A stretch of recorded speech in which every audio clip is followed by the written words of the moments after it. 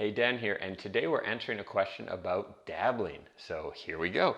Dear Dan, I know that you hate dabbling, but what do you recommend if you are a dabbler and you're trying to choose between what projects you should actually do? So this is a very good question, something that I've personally had to struggle with, for better or worse.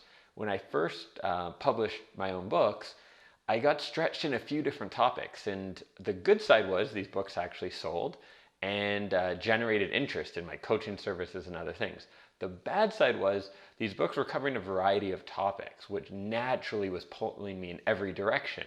Because if you publish a book and it sells, you open up all these opportunities, whether it's coaching or consulting or selling a product or a course related to it, or doing public speaking or something. So for every book you publish, you have another opportunity that pops up, which as someone who has a tendency to dabble, unless I control it, can be a bit of a problem. Now, I managed to overcome this, and I want to share with you three different approaches. You can choose one, you can try them all, to figure out how to choose which project you should do if you have multiple projects or opportunities on the go, and you're trying to figure out where you should narrow down. If you haven't already watched my video on achieving your goals, this is all about dabbling and focus. I highly recommend it. It's a bit longer, it's about 30 minutes, but if you're not convinced by the end of this video about how dangerous dabbling can be, then nothing will convince you. So after you watch this, I recommend checking it out. So approach number one is the coin toss test. What does this mean? Well, let's say you have two options. Assign one option to heads, one to tails, flip a coin, and then see how you feel after.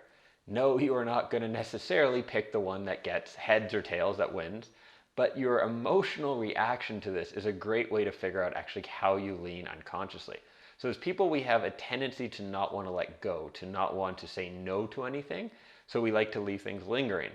Forcing yourself to make a choice via coin toss is a great way to deal with this, because you're going to have an emotional reaction which will tell you which project is really more important to you.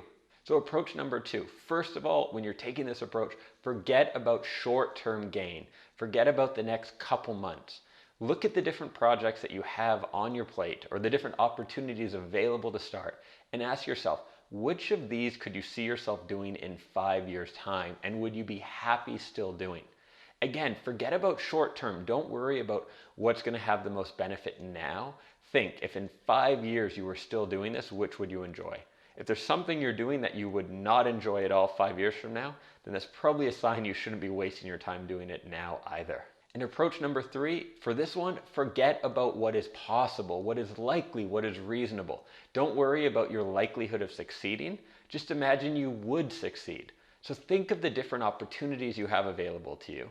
And then think, if you knew you would succeed and make enough money to live the lifestyle you want from just one of these projects or opportunities, if the money was out of the equation because you knew you would succeed. So it doesn't matter about your odds, the risk, and it doesn't matter about the actual money side. Which one would you do? Which one would your heart be drawn to?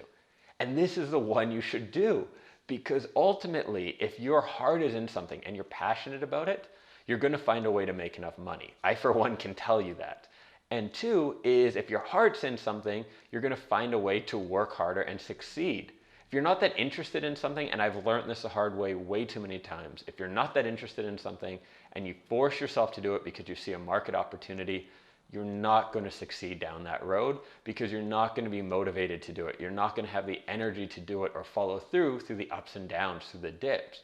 So you're much better to choose the thing that you would love to do regardless of the odds or what people tell you is reasonable, because not only is that what's going to make you happiest, but I would argue that that is the one you're most likely to have financial success and emotional fulfillment with. So those are three approaches to deciding which project or opportunity you should focus on if you're currently a dabbler and you're trying to break that cycle so you can focus on one thing and be more successful.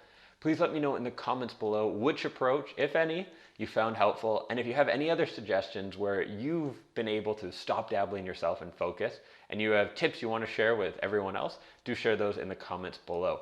Thanks for watching. Subscribe to the channel because it makes me happy and feel less like dabbling and more like focusing just on YouTube and creating more content for you. And that's it. Catch you in another video. Ciao. Oh, and watch that video about dabbling if you haven't. I'll have a thing pop up right now. It will be like, whoa, watch this. So watch it. It's good. Ciao.